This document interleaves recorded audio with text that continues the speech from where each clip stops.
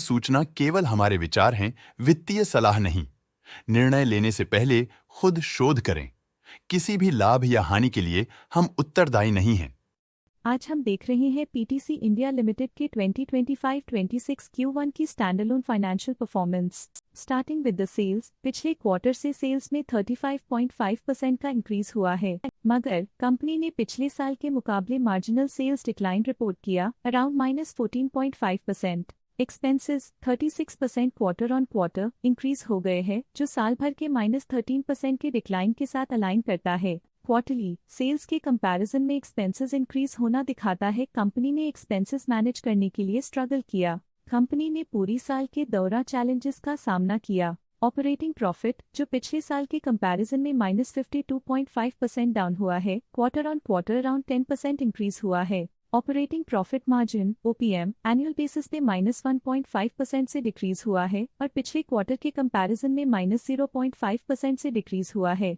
Exceptional items को add करके other income पिछले क्वार्टर के कंपैरिजन में -83% गिर गई, बावजूद इसकी ईयरली ग्रोथ लगभग 34 गुना हुई है। इंटरेस्ट एक्सपेंसेस पिछले क्वार्टर से लगभग 23 गुना अप हुआ, लेकिन ईयर ओवर ईयर इंक्रीज 74.5% हुआ है। डिप्रिशिएशन कॉस्ट्स में क्वार्टरली -26.5% का डिक्लाइन देखने को मिला और ईयरली बेसिस पे -23% का डिक्रीज देखा गया। Profit before tax annually -2% decrease हुआ, लेकिन प्रीसीडिंग क्वार्टर से -77% डिक्रीज हुआ है। इस साल कंपनी ने 26% टैक्स पे किया और क्वार्टरली कंपनी ने 25.5% टैक्स पे किया है। नेट प्रॉफिट ने ईयर ऑन ईयर -1.5% का डिक्लाइन दिखाया, लेकिन लास्ट क्वार्टर से -80% का कंट्रैक्शन हुआ है। इस क्वार्टर के दौरान कंपनी का परफॉर्मेंस इतना अच्छा नहीं रहा।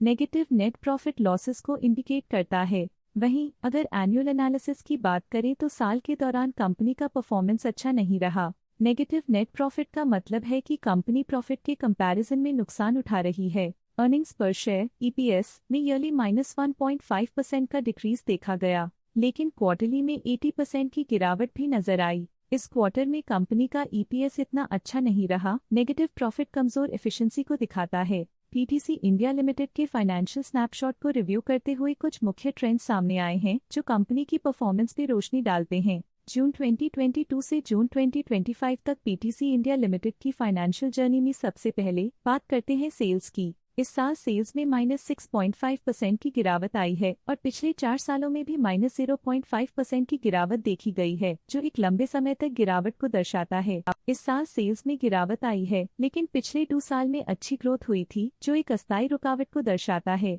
अब बात करते हैं एक्सपेंसेस की। इस साल एक्सपेंसेस -6% घट गए हैं, लेकिन 4 सालों में 1% का इजाफा हुआ है। इस साल हालांकि एक्सपेंसेस सेल्स से थोड़ा ज्यादा बढ़े हैं, मगर ग्रोथ रेट्स का करीब होना स्टेडी ऑपरेशनल कॉस्ट को दर्शाता है।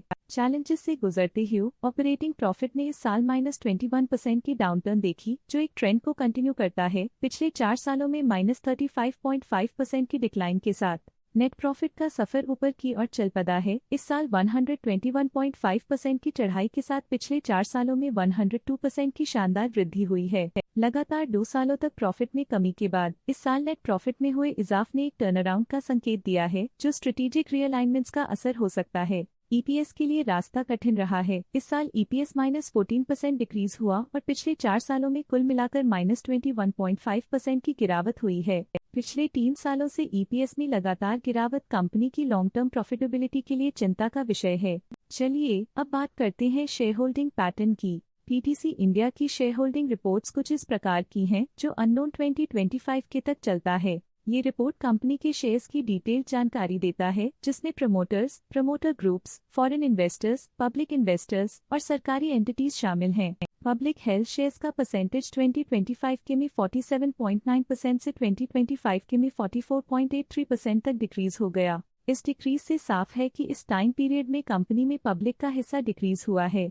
जब कंपनी के शेयर्स का मैक्सिमम हिस्सा पब्लिक के पास होता है, तब ये माना जाता है कि कंपनी कमजोर हाथों में है, जो बाजार की अस्थिरता और स्पेक्युलेटिव ट्रेडिंग को इंडिकेट करता है। DII डोमेस्टिक इंस्टीट्यूशनल इन्वेस्टर्स ने अपना शेयर होल्डिंग 2025 में 6.78% से 2025 में 6.82% तक इंक्रीज किया। ये बताता है कि डोमेस्टिक इंस्टीट्यूशंस ने कंपनी में अपना इंटरेस्ट 0.04% तक इंक्रीज किया है।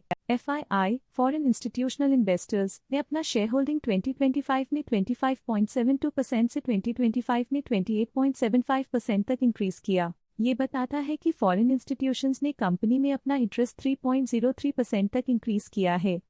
ये था कंपनी का करंट शेयर होल्डिंग पैटर्न। आज के लिए फाइनेंशियल सेक्टर में इतना ही।